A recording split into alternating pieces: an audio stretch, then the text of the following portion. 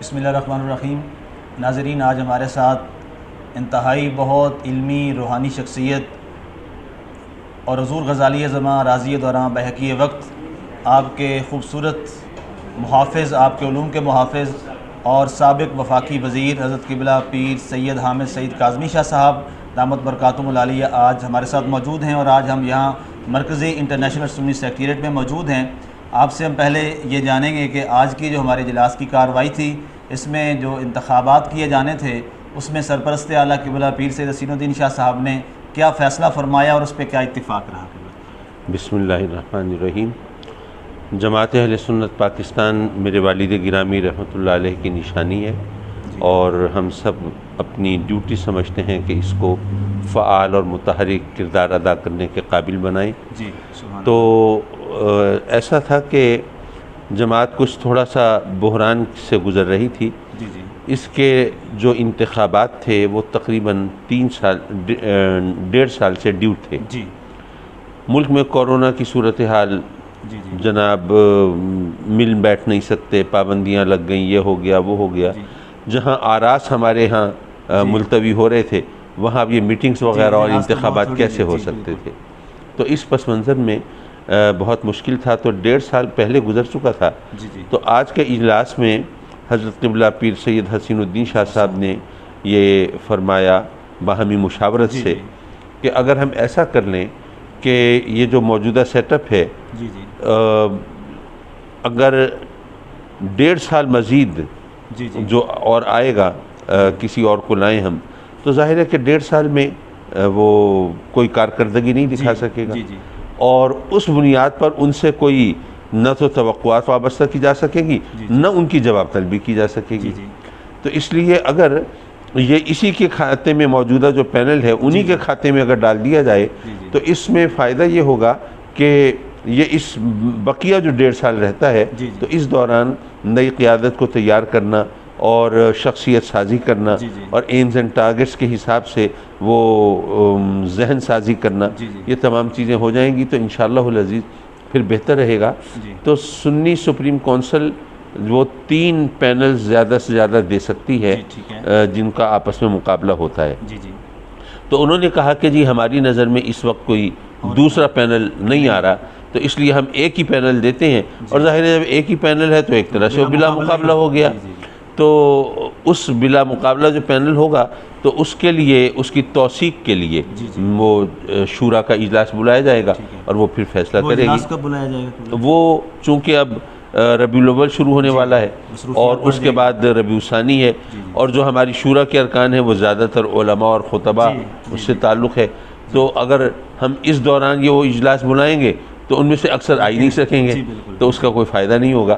تو اس لیے یہی طے کیا ہے کہ اگر ہم جمادی الاولیٰ میں اگر یہ اس کا اجلاس بلائیں تو یہ اس کہیں زیادہ بہتر ہوگا۔ ایک تو قبلہ آپ کو مبارک ہو کہ آپ کے برادر اکبر حضرت قبلہ جانشین حضور غزالی زماں، ان پہ لوگوں نے پورا اعتماد کیا، اور میں وہاں موجود تھا کہ ایک بھی اشارتاً کنایتاً بھی کوئی انکار کی بات وہاں نہیں آئی۔ یہ آپ کے لیے مبارکباد کی بات ہے، اور ساتھ میں یہ گزارش کروں گا کہ آپ کی سپریم کونسل میں حضرت قبلہ پیر سید محمد فراز شاہ مشہدی قادری آستانہ عالیہ، حضرت پیر سید محمد عبداللہ شاہ رحمۃ اللہ تعالیٰ، وہ بھی اس کے ممبر ہیں، اور اہل سنت جو ہمارا سیکریٹریٹ ہے اس میں ایک یہ بھی بات ہے کہ اتفاق کے ساتھ جو آپ کے والد گرامی، چونکہ آپ ایک علمی چشم و چراغ ہیں اور اس خانوادہ سے تعلق رکھتے ہیں، علمی خدمات، تو آپ نے یقیناً ان کا ادارہ بھی دیکھا، حزب الرحمن اسلامک یونیورسٹی تک ماشاءاللہ وہ پہنچ چکا ہے، تو اس بارے میں آپ کے کیا تاثرات ہیں؟ میں صاحبزادہ سید محمد فراز شاہ صاحب کا مزید شکر گزار بھی ہوں کہ انہوں نے آج اللہ کے فضل و کرم سے جماعت اہل سنت کے لیے 2 لاکھ روپے ڈونیشن بھی عطا فرمائے ہیں۔ تو اللہ تعالیٰ اس کے لیے آپ نے وہ کم از کم بھی رکھے ہوئے کتنے دیں سپریم کونسل کے لوگ؟ ہاں، وہ فی الحال تو 1000 روپے رکھا ہے، لیکن یہ کہ وہ نیکسٹ میٹنگ میں اس میں اضافہ رکھیں گے، کیونکہ 1000 روپے ماہوار تو کوئی اتنی بڑی رقم نہیں ہے۔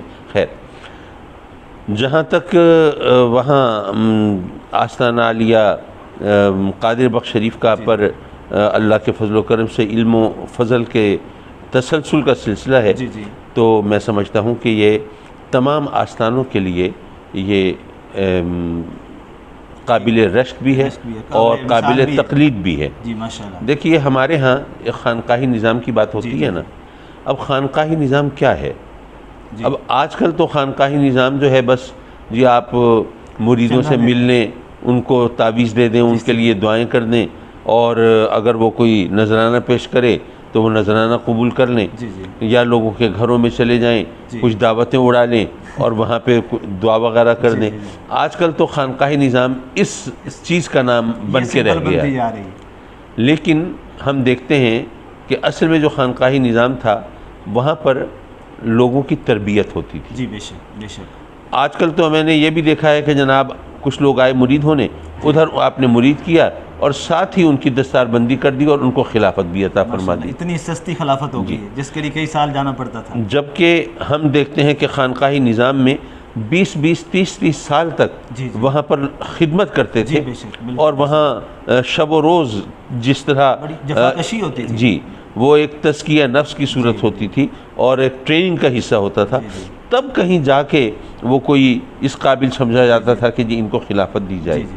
تو اب اس پس منظر میں ہمیں یہ دیکھنا ہے کہ موجودہ خانقاہی نظام جو ہے اس کے اندر جو اچھا ایک اور بہت اہم بات ہے، جی فرمائیے، وہ یہ کہ آج کل تو یہ صورتحال ہے کہ جی جو پیر صاحب ہیں ان کے جو بڑے صاحبزادے ہیں وہ آٹومیٹیکلی سجادہ نشین ہو جائیں گے. اچھا. چاہے ان کو ان کے والد کی طرف سے، ان کے مرشد کی طرف سے خلافت ملی ہو یا نہ ملی ہو. ٹھیک ہے. جبکہ یہ بات ہمیں ذہن میں رکھنی چاہیے کہ جب تک باقاعدہ بزرگوں کی طرف سے خلافت نہ ملی، کیونکہ خلافت نام ہے اس چیز کا کہ ہم نے اس کو تربیت کر کے اس قابل بنا دیا ہے کہ آگے یہ رہنمائی کر سکتا ہے. اچھا یہ تو اب روحانی تربیت کی بات ہے، میں اس پہ اب زیادہ بات کروں گا تو کوئی فائدہ نہیں ہوگا. لیکن روحانی تربیت اور روحانی علم، اس کا ظاہری علم سے رشتہ یہ بہت قریب کا ہے، بہت جڑا ہوا ہے. آج کل بہت سے لوگ یہ کہتے ہیں نہیں ہم مولویوں کی بات نہیں کرتے، ہم تو اللہ والے ہیں. جی تو مولوی جو ہیں وہ قرآن حدیث کی بات کرتے ہیں نا.